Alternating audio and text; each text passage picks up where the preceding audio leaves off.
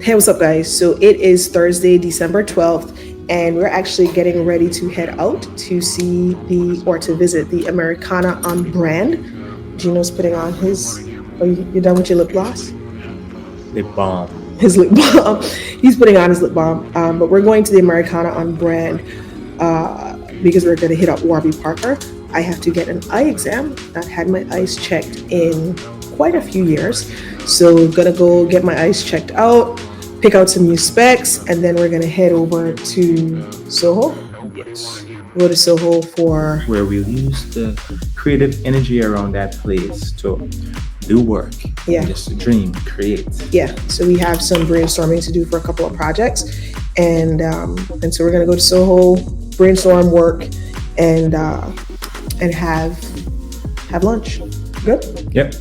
Are you looking at yourself in the camera? And not. What are you looking at in the camera? You're looking at your lips. You good? You good? We don't like chapped lips. We don't like chat lips at all. All right, so we're gonna head out and bring you guys along. Let's do it.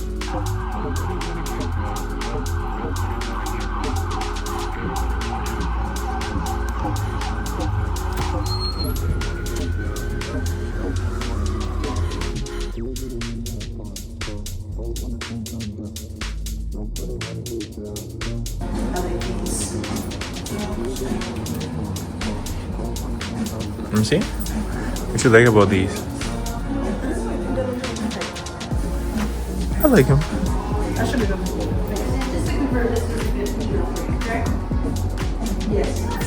Babes is here and he's supporting my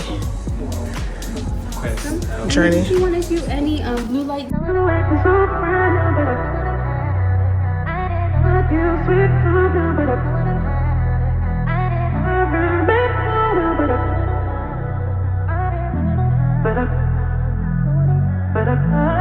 You acting so brand new, but I figured you out. But you switch up when there's no one around. I remember when you was holding me down, but I figured you out.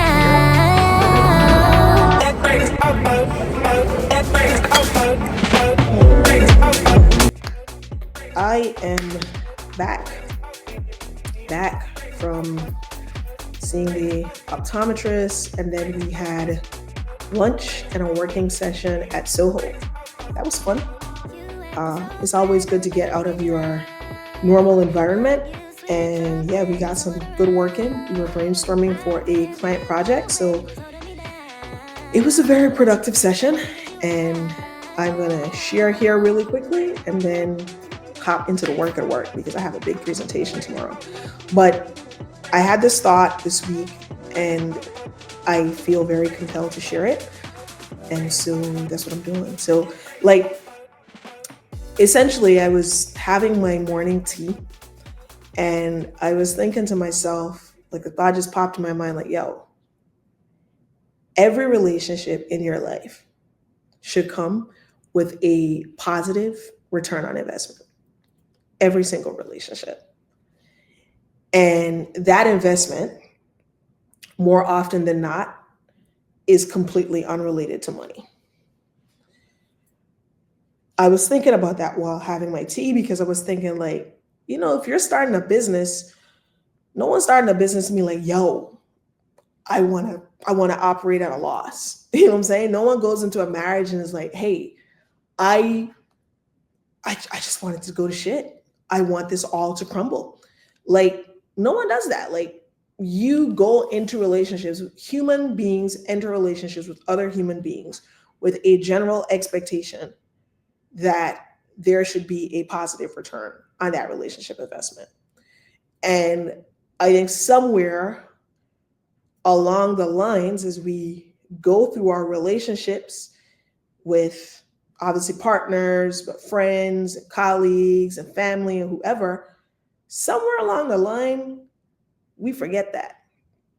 Or people try to persuade you to forget that, or people try to assert that you should forget that. But I think it's important to have the general stance in life that every relationship in my life must come with a positive return on investment. And as I said, it doesn't have to be a money return. A positive return on investment could be joy, it could be laughter, it could be peace, gratitude, it could be connection, it could be perspective. There's so many different positive returns. It could be more relationships, it could be insight. Of course, it could be money, right? But there are a lot of different positive returns that you could have on a relationship investment. And this is how I look at all of my relationships and my role in them. Not just how people interact with me, but how I interact with other people. I am in a relationship with you, and I'm talking, a friendship, a familiar relationship, a business relationship, a colleague to colleague relationship. Are you getting back a positive return on this relationship investment? And if you're not, then how do I ensure that you get that back? And what I realize, obviously Gino's this way. I believe that it's one of the things that has made our relationship so easy to navigate. And I'm not saying that we don't have hard times. Naturally, every relationship has its ups and downs, but this relationship is not hard to navigate because we both entered it with the general understanding that we both have to get something out of this, right? This has to feel good to both of us. It's not going to feel good all the time, but overwhelmingly, it has to feel good to both of us. And if it doesn't, then we got to do something different, right? But this is how what we've found is how the most successful and the highest caliber of people operate, is that when I show up, this is how high caliber people operate, successful people operate. When I show up and I am presenting myself as a part of a relationship with somebody, I have to ensure that I am providing positive returns to that relationship. And anybody who is in my life has to be providing positive returns to me as a part of our relationship. And again, it does not necessarily mean money. It could be joy. I'm repeating this because a lot of times when people hear returns, they think, oh, you're saying that it means, it doesn't mean money.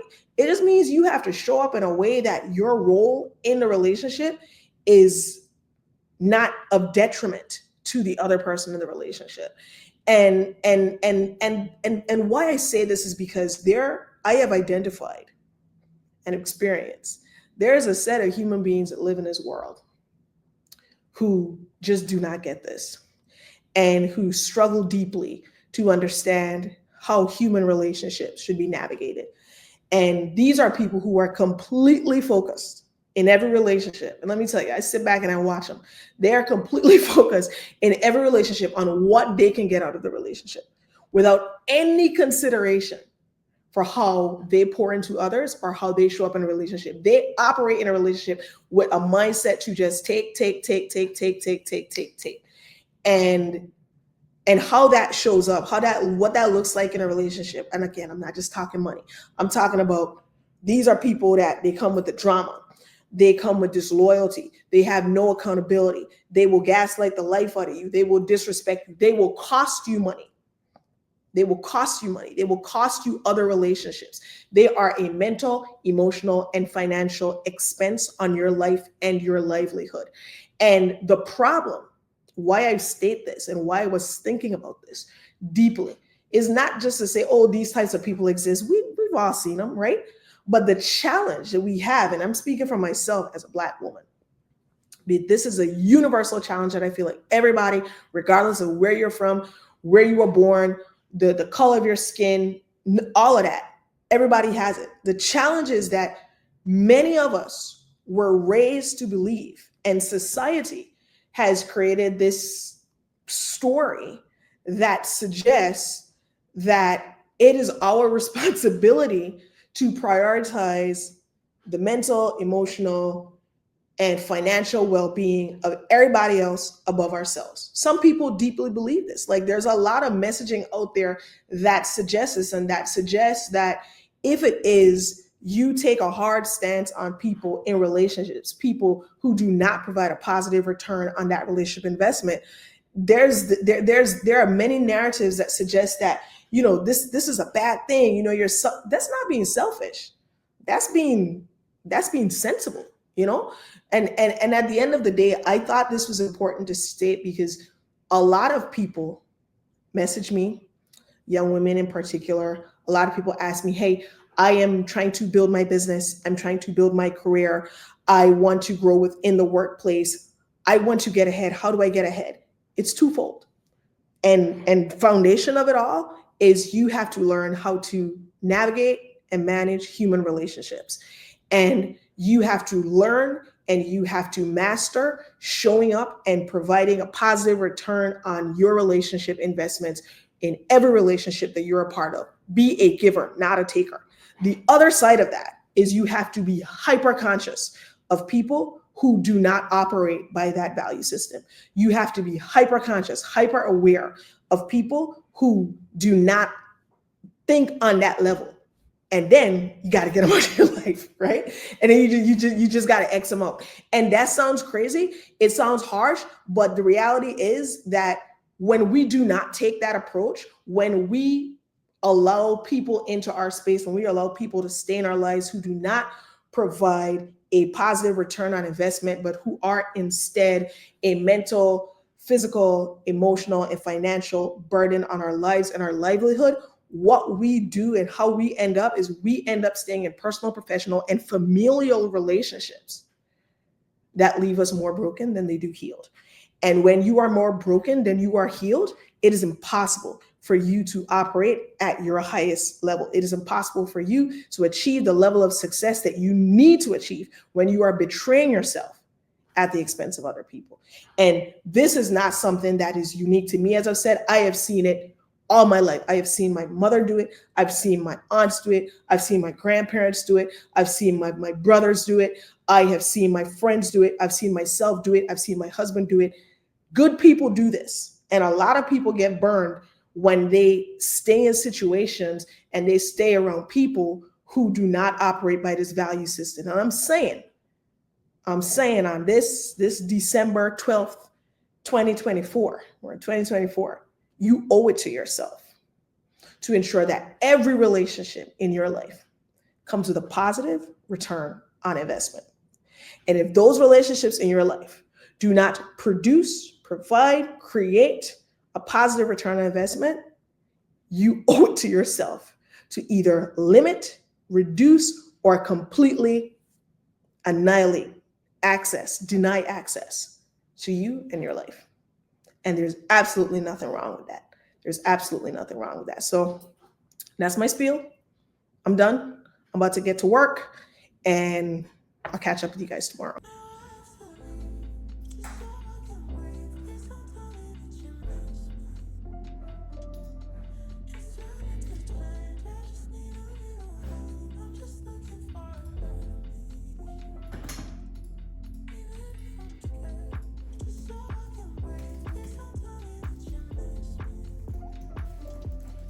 Have you ever had like a week where you didn't feel like you had a lot of development or design work to do, but you still feel tired and you still feel like you did a lot of work? Well, let me tell you about what I did this week. So we're working on a number of development projects, some mobile apps, some web apps, and I'm talking about endless meetings, discovery meetings, and brainstorming sessions. You know, people think that design is just like, you know, that aspect of it, product design, where, you know, you get to dive into Figma and, you know, start creating beautiful interfaces. But that is the easiest part of the process. And although I enjoy it very much, the lengthiest step or phase in the overall process is just brainstorming. Just like, how does this work for the user? How do we bring them as much value through design as possible? And that's what I did this week. I exerted a lot of mental energy, but I will say, just like how you go to the gym to exercise, you know, your muscles, the external muscles, you have to exercise that creative muscle. And like, sometimes you're faced with an issue or a challenge, and the computer, and it's so weird, you're working in tech, and when you face problems like that, you like get rid of the tech and you have to go back to, you know, basic ways of solving problems, which is a pen and paper, the note-taking app on my iPad, where you have to actually write down the problem and walk through it step by step. And this week I had to do a lot of that. Right now I am going through all of my emails to make sure that I haven't missed anything. And during this time of recording, we just got off another call a technical call where we are discussing some of the API components for another project, or well, an existing project that we have. So meetings on meetings on meetings, but hey, I wouldn't have it any other way. I live to be my own boss and to just do what I love.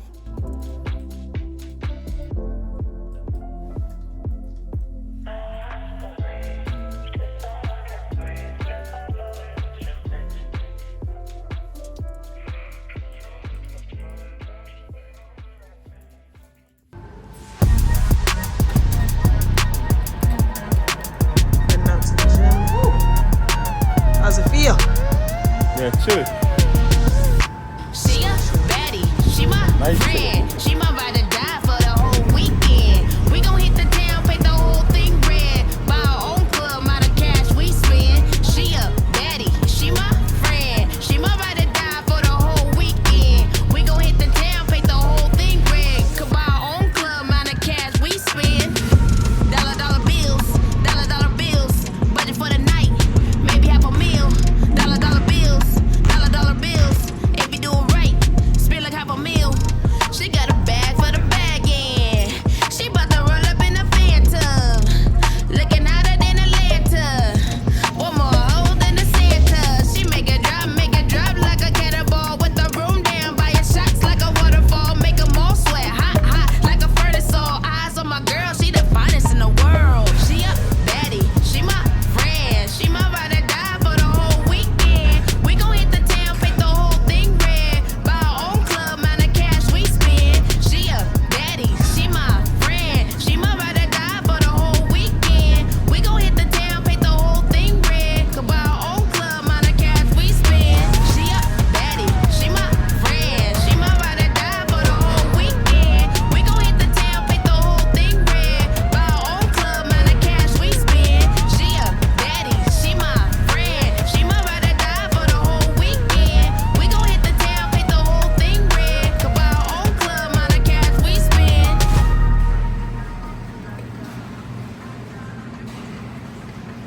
amount of cash we spend.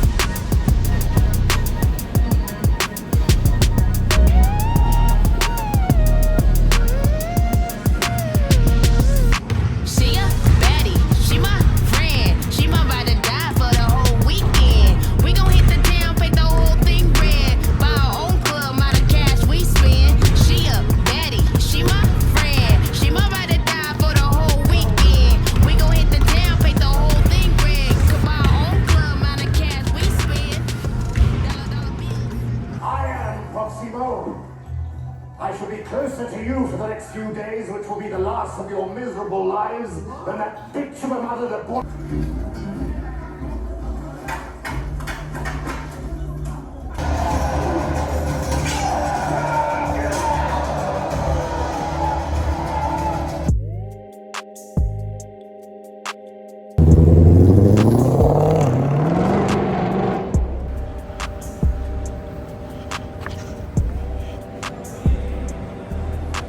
There is something we just can't deny, that we can't put to words, I don't know why. It's in the feeling, energy, the vibe, epistemology of love. Love is something you can't quantify. Every time I'm with you, I feel like the sun is shining in the big blue sky. Epistemology of love. All I gotta do is fall in love with you, then I find the truth, and je t'aime pour toujours. It's the way you. All right, so I'm heading to the barbershop to get a quick tune-up. It's been about 2 weeks, and my barber has been inquiring about when I'm going to make an appearance. So I got a 2:30 appointment. I'm late as usual because I literally live 3 minutes by walking from the barbershop. So it's very convenient. But I'll be there in a bit. Y'all gonna check it out. Be fresh. Again. Finally. Yay. Can't wait. He's like in the ideal location, like in the heart of the district. So it is mid-afternoon on Saturday, December the 14th, and I am actually preparing to clean up a little bit. Gino just left to go to get his haircut, thank God. But I am cleaning up because, well, it's Saturday, we need to clean up Saturday. But beyond that, we are setting up the Christmas tree today, and I'm very excited about that. That is my plan for date night, tonight. Setting up the Christmas tree and probably getting some takeout, and yeah, maybe playing some Xbox or a board game. That's my idea of a good time. So we are just kind of getting in the groove for that. We had a pretty long night last night in terms of we went to a very late movie. So we saw a late movie last night. So I'm gonna get started on cleaning up and hopefully be done by the time Gino gets done at the barber.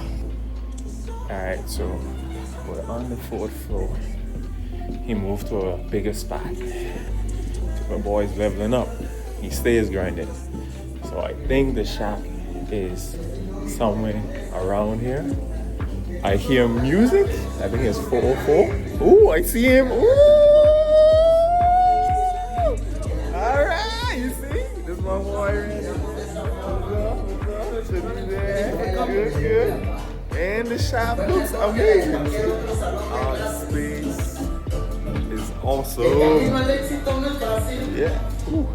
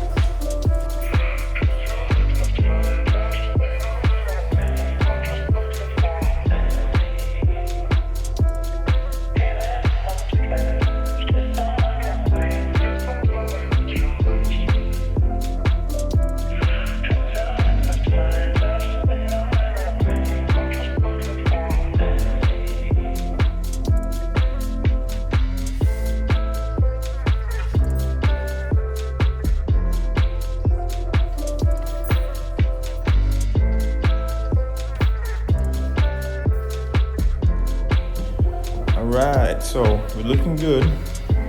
Randy hooked us up, fixed the beard, fixed the fade. Now I am heading home to see what my loving wife is up to. Alright, it's just in the city, just walking around, just chilling. Got a lot of people out today. Everyone chilling. The weather's cool and great. See y'all in a bit. I think I must stop at Z Falafel and pick up some food because my wife hasn't said anything, Tahirah hasn't said anything, and I don't know, maybe stop, not sure. But maybe we do sweet greens. Maybe we order something. I think I'm gonna message her and find out. Alright, so I'm gonna pick up some lunch at Sweet Green. I usually get some smoked chicken and some quinoa with a salad. Let's see what they got going on today. Alright, so here at Sweet Green, we got a few bowls, we got protein plates, we got a salad. Just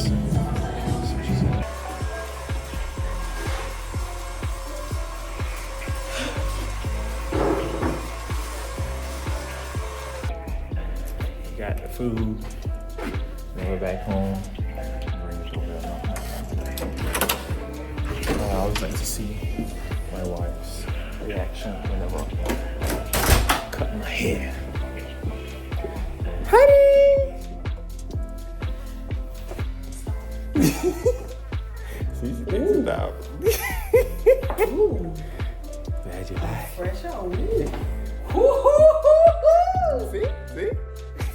Woo! I'm gonna go eat because I'm hungry. You hungry, babe? I'm starving. Alright, I'm gonna go eat. Where's this stinging? You want more action?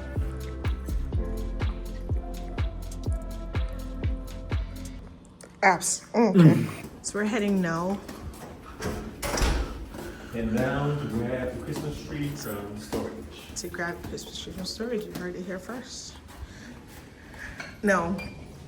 Last year, Gino was like, babes, why would we waste money and buy another Christmas tree and it's so much? Let's just get what do you call this? A reusable Christmas tree, a full tree. And I was like, I don't want a fake Christmas tree. I don't do fake Christmas But we trees. didn't have to cut up the real one We did not to dispose of it. of it. And this has worked out. So I am very pleased. Thank you, husband. You're welcome. We are actually have to clear the tree out of our locker. And okay. And yeah, it's gonna be some work.